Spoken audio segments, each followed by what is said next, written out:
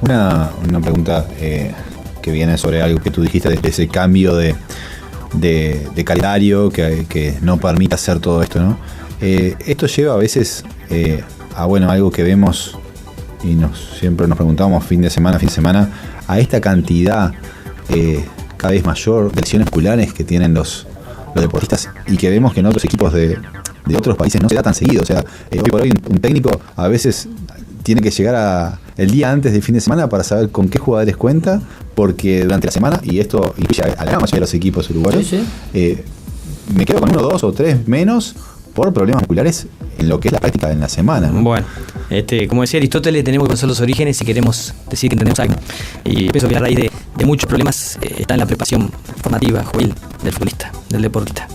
Es decir, actualmente cuando se llega a primera división, como dice un colega mío con mucha experiencia, Juan Antonio Chaquija, dice, cuando uno llega a primera división, en realidad es un repaso, uno no puede, no tiene los tiempos para generar masa muscular como pretendía, para generar una base como se hacía antes, fue fondo, la resistencia, no tiene tiempo, justamente por el incremento de las instancias competitivas, por el incremento del calendario de competencia. Por tanto, cuando el deportista no tiene el tiempo suficiente para prepararse, eso lo expone a un mayor riesgo de lesión. Por otra parte, hay desigualdad en la formación de los deportistas, porque hay algunos clubes que cuentan con la infraestructura necesaria.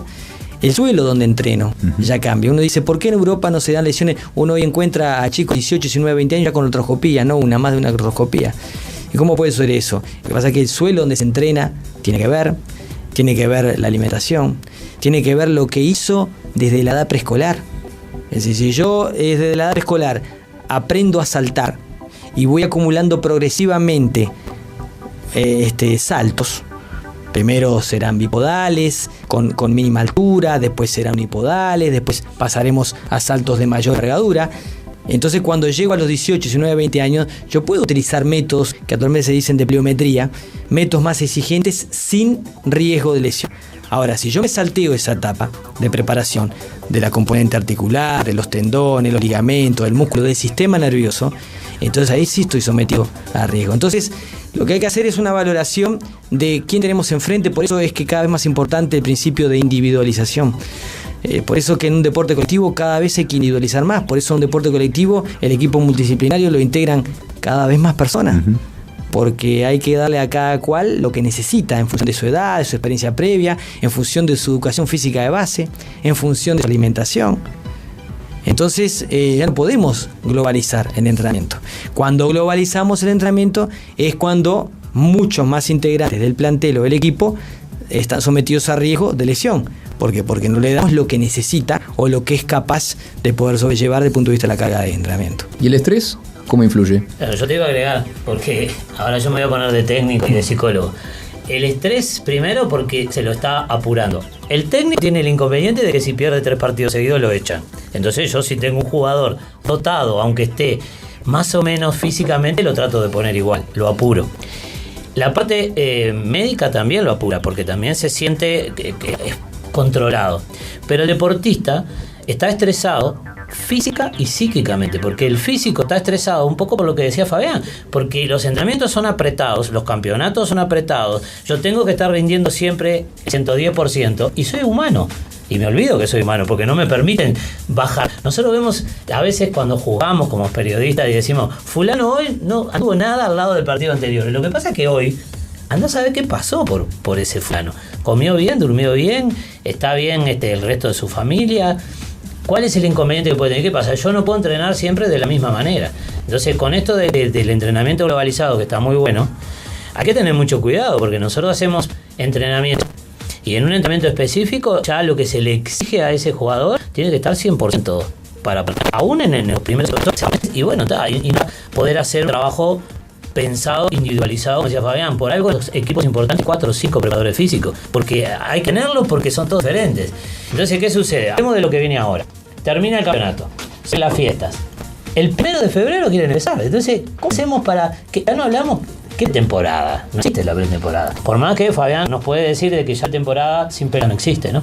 Sí, actualmente hablando de esta situación que se va cuando comienza 2014, atendiendo al calendario de competición, acá es importantísimo la autodisciplina, la conciencia y el alto nivel de profesionalismo del deportista. ¿Por qué? Porque desde que se le da la licencia va a tener que hacer cosas, ¿sí?, por su cuenta, que antes la hacían los primeros días que estaban en manos de su profesor. Entonces hay cosas para adelantar de una forma los procesos, o para cuando se reintegre, justamente esté supeditado a cuestiones de sobreentrenamiento, de sobrecarga, de lesiones. Entonces esta responsabilidad es aún mayor del deportista. Y eso a su vez le genera más estrés también. El deportista tiene que preocuparse de no aumentar peso, tiene que preocuparse de no perder volumen muscular, tiene que preocuparse de no perder cierto nivel de la resistencia. Entonces eso corre por cuenta de él, en este caso puntual, ¿no?, que va a tener menos días de periodo preparatorio o periodo antes de la competencia. Entonces porque vamos a ver muchas más lesiones el próximo año que vimos este año. Está lo psicoeducativo, que lo vemos. Nuestros deportistas consideran que con jugar bien y estar más o menos y practicar un poco alcanza.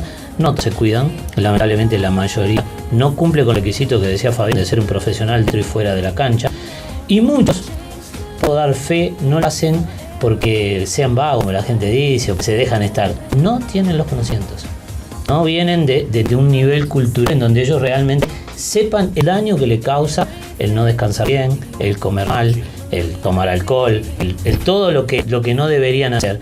Yo considero, cuando hablo con ellos, veo que no lo hacen, la mayoría lo hacen porque son malas personas, sino que los guían los malos, pero no tienen argumento y herramienta para decir que no, porque tampoco están preparados para decir no. Es muy difícil decir no. Yo no sé a ustedes como hijo, como padres, como novio, como esposo, cuando alguien te pide algo y te manipula y tenés que decir no, la mayoría de las veces terminamos diciendo sí.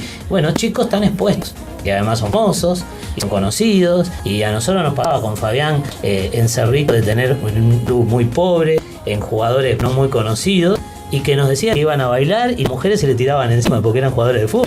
Y es bravo si no estás preparado para eso. Hablamos la otra vez de que hay que estar preparado para el éxito.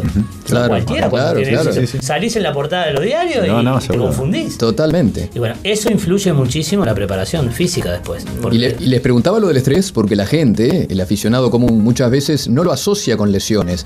Y cuando uno habla del estrés, ¿qué se va a lesionar por estrés? O sea, no se asocia como un factor más de una posible lesión de un futbolista.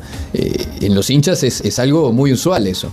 Por eso quería recalcar para que ustedes explicaran un poco la situación y que la audiencia entendiera un poquito. Sí, sobre todo cuando pasan a un equipo de mayor prestigio o estar con mayor responsabilidad. Constantemente en los diarios, en las noticias, y bueno, eso por supuesto que pesa, ¿no? Claro, yo diría que, digamos, una definición de estrés.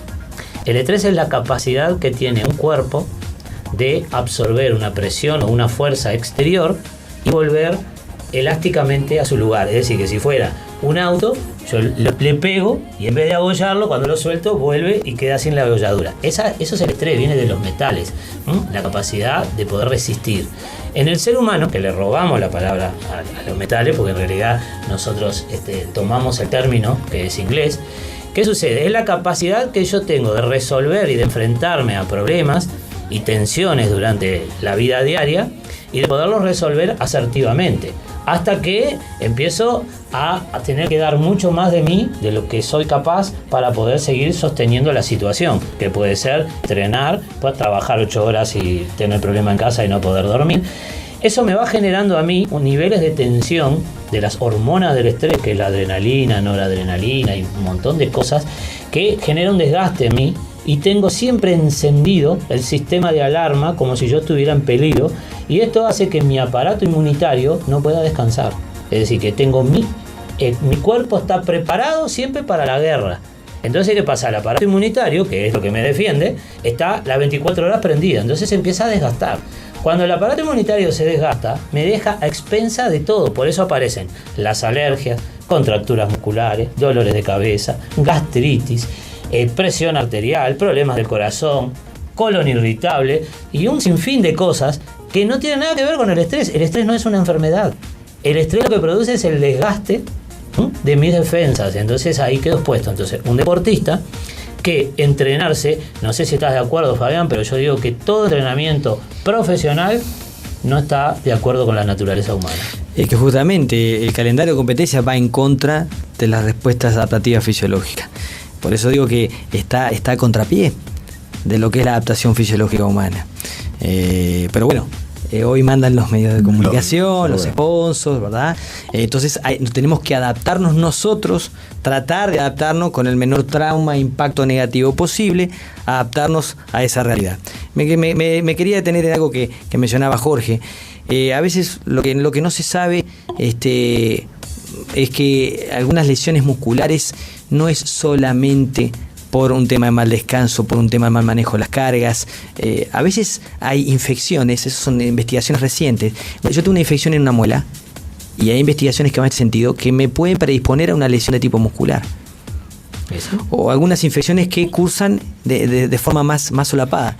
Entonces, pero enseguida uno prejuzga y dice, bueno, porque no descansó, porque salió a bailar, porque puede ser o no. En realidad las lesiones tienen orígenes multifactoriales. Entonces, tenemos que tener la suficiente inteligencia y conocimiento y capacidad crítica y objetiva de decir, bueno, ¿por qué se lesiona? Yo mencionaba hoy que los suelos donde entrenamos, el entorno muchas veces predispone ya desde pequeño a determinado tipo de lesiones. Así como en algunos deportes hay lesiones que son más comunes, pero en nuestro fútbol, las lesiones de rodillas cada vez se ven más anticipadamente, más prematuramente. Entonces tendremos que empezar a ver si no tendremos que proporcionarle a los deportistas en formación las mejores canchas y no en primera división. Es decir, porque ya no es para ver un mejor espectáculo, porque si uno tiene un mejor suelo, se dice, mira qué cancha, cuando vemos los partidos en Inglaterra, en Argentina, en España, mira qué canchas. ¿Se ve un mejor espectáculo? Sí, pero aquí las mejores canchas ya no solo con un objetivo de mejor espectáculo, sino con un objetivo de salud. Pero de salud a los 12, a los 13, a los 14 años. Y nosotros sabemos, hemos trabajado muchos años en división formativa y sabemos que esto está muy lejos de lo ideal. Ni siquiera está cerca de lo bueno, porque a veces lo ideal es enemigo de lo bueno, pero justamente vamos a ver en baby fútbol, en fútbol infantil, y son muy pocas y las entrenan en piedra, Exacto. ¿verdad? Y eso va haciendo día tras día, va haciendo mella en el sistema articular, ¿verdad? En el sistema ligamentoso. Y eso después cuando explota. Y explota a los 18, 19, 20 años, cuando el organismo justamente tiene que estar exponiendo su mejor rendimiento. Y ahí es cuando justamente vemos este tipo de lesiones. Te saco. Tú estuviste también en el exterior, ¿no? O sea, hoy por hoy, además del problema de estábamos mencionando de las canchas, ¿qué otros implementos nos está faltando en comparación en estos países donde estuviste trabajando en varios equipos, ¿no? del exterior? Bueno, en realidad trabajo con equipos que venían aquí, ¿verdad? No el exterior, pero con equipos que venían aquí. Por ejemplo, Expo. Incluso lo dijimos como está perfecto, porque voy a otro. Y yo sé una frase que he dicho, mira, cuando se puede tener, tenemos que hablar nosotros. No son genios para preparar por ti. Pero hablo de lo que piensa tiene para trabajar. Todo lo que creatividad, imaginación para trabajar, amor por lo que hacemos. Einstein decía, el conocimiento y la imaginación, lo importante, pero lo más importante es la imaginación. Y bueno, esto explica. Hay una bioquímica o de tipo metabólico, a veces no tenemos los insumos o la tecnología, ¿sí? Para poder determinar con precisión la interna del deportista. Bueno, sí podemos estar de acuerdo. El impacto interno de la carga de un deportista. Lo que te digo es que nunca nos quedemos sin esa. Además lo vamos a solucionar. Deportivo general. Y más allá, y vamos a lo cotidiano, a lo de la gente. En este país hay mucho etarismo, un porcentaje muy alto, no es muy acá. Sí, cada persona vive tiene historia, cada escucha esto, caminar 3 veces a la semana, uno escucha un montón de cosas, ¿no? Pero, ¿qué podrías decir a grandes rasgos y hacer relación que cada individuo tiene su historia, a priori, para este tema que es un tema realmente preocupante, un asunto muy preocupante, el sedentarismo tan alto que hay en nuestro país? Bueno, mira, antes que Fabián te conteste la parte física, pongamos claro que ser sedentario hoy es una patología, ¿tá? Es una enfermedad, es decir, que la persona sedentaria está enferma y va a contraer enfermedades. Lo mismo que decíamos del estrés. El estrés no es la enfermedad, nos pone a expensa de la enfermedad. El sedentarismo nos pone a expensa de muchísimas cosas. Entonces, partir de esa base de que es una enfermedad y que la obesidad también es una patología que tenemos de sobra, la mala alimentación, pero fundamentalmente para que Fabián pueda desplazarse tranquilo, voy a decir yo la cosa fea. Yo prefiero una persona obesa que haga ejercicio y no una persona delgada que no se mueva. Para mí es más enfermo el delgado que no se mueve que el obeso que hace mucho ejercicio. Y ahora sí ¿En qué te basás para decir eso? En la ciencia. porque la ciencia te dice de que una persona, cuando tú le haces un examen de sangre, inclusive hasta de colesterol, tiene más colesterol alto normalmente una persona, porque es magra muscularmente, pero tiene masa, grasa, mucho más cantidad, a veces, aunque uno lo vea delgado, es una persona que no tiene músculos. Entonces, el obeso, que uno lo ve gordo, pero que hace ejercicio, la parte cardíaca está trabajada, entonces no tiene presión arterial, su corazón funciona bien, tiene una buena circulación, tiene una buena irrigación al cerebro, sus músculos están en movimiento, por lo cual tiene una buena estructura ósea que lo está bancando también. Entonces, lo dice la ciencia, no lo digo yo. Es preferible tener sobrepeso y ser un atleta que ser delgado y no moverse. Bueno, retomando un poquito la pregunta que usted me hacía. Primero saber que la cuestión del sedentarismo es una pandemia a nivel mundial, no solo en Uruguay. Sí, ¿no? es cierto. Hay porcentajes altísimos de gente sedentaria en España, Estados Unidos y no solo acá. En todo lo que es la sociedad moderna y fundamentalmente los países occidentales. Con respecto a la frecuencia que usted me decía, bueno, yo voy a dar un dato que es extraído de los aportes que hacen anualmente el Colegio Americano de Medicina del Deporte a través de sus investigaciones. Y es que un adulto debe practicar ejercicio todos los días por un mínimo de 30 minutos. Pero hay que hacer una aclaración, no tienen por qué ser los 30 minutos continuos. Usted dice, no tengo tiempo. Puede hacer 15 minutos en la mañana y 15 minutos en la tarde. Incluso ahora que tenemos más horas de sol, bien temprano a la mañana hacemos una parte del ejercicio, ¿sí? Y cuando la temperatura no es tan alta, o cuando el sol no me impacta, y otra parte la puedo hacer al finalizar la tarde. ¿Qué tipo de ejercicio? El ejercicio tiene que ser, si se hace todos los días, con esta duración, un mínimo de 30 minutos, entre 30 minutos y una hora, dice el Colegio Americano de Medicina del Deporte, ¿sí? Cuando es una actividad moderada en intensidad. Cuando es una actividad intensa, se dice por espacio entre 20 y 30 minutos, ¿sí? Pero siempre recalcando, como decían hoy, es individualizado, ¿sí? La carga, el tipo de actividad, cómo lo hago, la cantidad que hago, la intensidad, no se puede generalizar. Actualmente hasta la medicina busca personalizar cada vez más los medicamentos, ¿verdad? Cuanto más la carga física. Entonces la sugerencia que podemos hacer es que sea todos los días, porque eso es lo que genera hábito además. Genera hábito y genera realmente una respuesta fisiológica que se puede ver en poco tiempo. Porque uno dice, yo estoy entrenando, pero voy una vez por semana a jugar con mis amigos al fútbol. Eso no es entrenar. No cumple con unos principios básicos de entrenamiento, que es la continuidad. Hay investigaciones de fisiología, dicen que para yo obtener una mejora sustancial, significativa, que se pueda apreciar tras una evaluación de la capacidad aeróbica, debe estimularla con una frecuencia mínima de 3 veces por semana durante 6 a 8 semanas. Lo dicen los tratados de fisiología, Wilmer y Costi. Es un texto de común utilización en los distintos cursos y carreras. Entonces tenemos que empezar a ver que no alcanza ya con 2 veces por semana, con 3 veces por semana. A algunas personas tampoco les alcanza con solo caminar. Tendrá que hacer algo más. Tendrá que hacer trabajo de fuerza. Tendrá que hacer trabajo de movilidad articular, trabajo de flexibilidad, combinado, ¿verdad? Entonces tenemos que ver que el hábito del ejercicio se va forjando desde pequeño. Y nosotros vemos también que lamentablemente a nivel escolar se tiene educación física 2 veces por semana. Y a nivel liceal, algunos liceos no tienen nada. En el mejor, entonces esa es la edad crucial. Bueno, donde se genera el hábito que se va a mantener en edades adultas. Yo no puedo a alguien de 40, 50 años, fácil de la noche a la mañana, generarle un hábito que no lo hace hace 20 años. Es difícil. Cuando lo logro. Lo vemos día a día en nuestro trabajo. Claro, si querés agregarle como conocimiento para el público. El hacer ejercicio por placer genera endorfinas, que son las hormonas que nos hacen sentir bien, y además también es una familia de hormonas, las endorfinas, que también nos quitan el dolor. Son las que acuden cuando nosotros en la cancha alguien lo golpean y lo vemos que se revuelca y se le va pasando y se le pasa. En realidad es el tiempo que demora el cerebro en generar endorfina, y que esa endorfina llegue a ese lugar y haga que sintamos la calma, como si fuera morfina que nos dieran de afuera. ¿Qué sucede? Si yo no creo el hábito, como dice Fabián, desde niño, de que me cause placer, que yo me sienta feliz por hacer deportes, ya no hablamos de entrenar, porque a un niño entrenar a veces no le gusta mucho, pero lo podemos hacer entrenar con juegos, porque se puede jugar. Entonces, ¿dónde buscamos esas endorfinas? ¿Qué pasa con nuestra sociedad?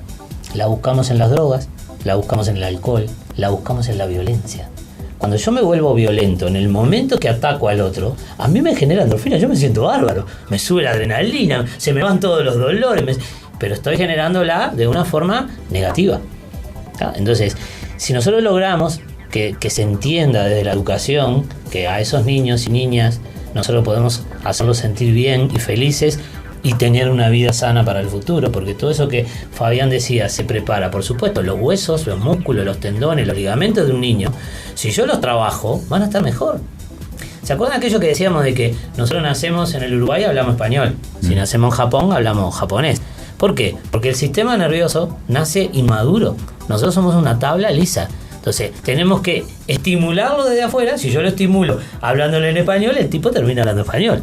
Si yo lo estimulo haciendo ejercicio, moviéndose, haciendo flexibilidad, voy a tener un niño que va a ser mucho más capaz de ser bueno en alguna de esas cosas, que no tiene por qué ser profesional, puede ser un buen bailarín. Bailar es un deporte espectacular, genera endorfinas y además cardiovascular. No sé qué opinás vos, Fabián, de determinado tipo de bailes. Hay bailes que son un ejercicio bárbaro. Bueno, bailen todos los días, no hay problema. Se puede nadar, se puede hacer otras cosas, porque la gente cree que solo es salir a caminar. Claro. Y yo le agregaría lo que decía Fabián, metiéndome en la medicina, de que siempre hay que hacer un ejercicio aeróbico o subaeróbico que sea más de 20 minutos, porque si es menos de ese tiempo no llegamos a preparar al organismo para nada. Más si no tenemos una actividad anterior, ¿no? Que venimos de ser sedentario. Claro. Entonces, y a consultar también para no pasarse hacia el otro lado. Primero es decir, el médico. uno ve a veces algunas personas corriendo, tratando de hacer ejercicios en un estado como... Sí, sobre todo esta cantidad de caminatas, correcaminatas, carreras que hay. Sí, que va gente, y sobre todo mayor, o no tan mayor, pero va, se compra la camiseta, va y sale a correr y capaz que no corrió de hace años, ¿no? O sea, corriendo un riesgo no sobreexigirse, consultar. Está traumatizando a todo su organismo. Primero, consultar a un médico, no largarse a hacer ejercicio, y después consultar a un preparador físico, a un club donde uno pueda, donde tenga acceso, y que le haga una rutina, porque no es arrancar a lo loco nomás, porque eso trae lesiones. No sé, Fabián, tenemos la suerte, le podemos preguntar, porque él trabaja en clubes deportivos de gente, de usuarios comunes que no son deportistas. No se puede arrancar a lo loco tampoco. El tema de la proliferación de las correcaminatas tiene sus aspectos positivos y otros no tanto. Y de marketing. El aspecto positivo es que genera una suerte de entusiasmo y de contagio masificado que los vuelca a moverse. Esa es la parte positiva. La parte negativa es que, justamente como usted decía, es que la gente emprende esa tarea sin estar debidamente preparada. O lo hace una semana para otra, porque lo invitó un amigo, porque lo invitó la novia, o porque tiene una apuesta con el otro amigo. Entonces, lamentablemente, estamos viendo, ha ocurrido algo hace unos días, todos supimos a través de los medios, con una persona, un accidente, una persona que estuvo corriendo en Piriápolis, una carrera de 10K, y no nos asombremos si ocurren más. Sí. ¿Por qué? Porque lamentablemente nos largamos a hacer ejercicio. Inclusive ha habido otros casos que, como no se dio en la carrera, pero se dio en el posterior, de ir al auto, sentarme en el auto porque estoy muy cansado, y bueno, un ataque cardíaco que lo causó justamente todo ese exceso que hice de fuerza, y en el momento que, bueno, me siento descansar y... Es que existe el problema de que a veces la gente con el agitado se sienta y lo que no se da cuenta es que no respira. Sí. Y esa falta de oxígeno te marea y te caes. Y te podés golpear y te podés matar. Acá el mensaje es, como bien decía Jorge, ponerse en manos de un médico que haga una evaluación general, si estamos aptos para hacer ejercicio, de qué manera, cuánto, cómo. El paso posterior es ponernos en manos de un profesional del ejercicio, del movimiento, licenciado en educación física, y que pueda individualizar nuestro ejercicio, nuestra actividad. Y porque yo no puedo hacer lo mismo que hace mi amigo por más que tenga mi edad, ¿sí? Yo de pronto tengo sobrepeso y mi amigo no. De pronto mi amigo me lleva 10 años de ejercicio ininterrumpido, pero yo tengo la misma edad y en apariencia me veo igual, pero sin embargo adentro mi organismo pasan otras cosas. Adentro mi sistema nervioso pasa otra cosa, adentro mi sistema muscular, articular pasan otras cosas. Entonces no hay que tomar a la ligera esto. El ejercicio pasa de tener un efecto beneficioso a tener un efecto deleterio. Es decir, pasa a ser peor el remedio que la enfermedad. Entonces el primer mensaje es: dejemos el sedentarismo, movámonos más, pero movámonos más con criterio, con mesura, con sentido común, y poniéndonos en manos de la gente que está justamente, que estudia, que se prepara y que tiene la experiencia para guiarnos debidamente. ¿Cuántos hay hoy alumnos en el ISEF, uno de los institutos donde tú estás? En el ISEF por año actualmente está en un proceso de transición porque se va a pasar a tener un ingreso abierto, mucho más masivo. Hasta el año anterior había un examen de ingreso y entonces se estaba limitado. A partir del año que viene se va en el sentido de que pueda ser mucho más abierto. Por lo tanto, en pocos años en el mercado va a haber más licenciados de educación física. Y las clases son de 50 personas, ¿sí? Eso se va a ver incrementado. En el Instituto Universitario de la CJ actualmente tenemos 4 grupos de 25. Sí, actualmente serán 100 personas. ¿Sí? Instituto Universitario de la CJ. O sea que estamos hablando que por año ingresan a estudiar entre 150 y 200 personas la carrera de educación física, que son los dos lugares, donde el lugar, la órbita pública y la órbita privada, donde se puede seguir esta carrera. Algo que comenzó el año pasado a investigarse, yo justo hice una nota para uno de los diarios, es que hay, y sigue habiendo por supuesto, porque esto fue, como todo, comenzó muy bien, se hizo un estudio en algunos gimnasios de Montevideo, pero no se siguió en todo el país, que hay muchísimos gimnasios que realmente no cuentan con un preparador físico. Es simplemente una señora o un señor que tenía el dinero, tenía el lugar, abre su casa como gimnasio, compra aparatos y realmente muchas veces muchos van, piensan de que el que está al lado es un preparador físico o alguien que estudió. Y realmente no es así, ¿no? Eso es responsabilidad de los legisladores. ¿Verdad? Así como usted va a una farmacia, tiene que tener un químico farmacéutico responsable de lo que vende y si tiene que preparar recetas magistrales. En todo gimnasio deberíamos tender a que ocurra lo mismo. Vamos a ver. En el andar, en el camino, si eso se logra.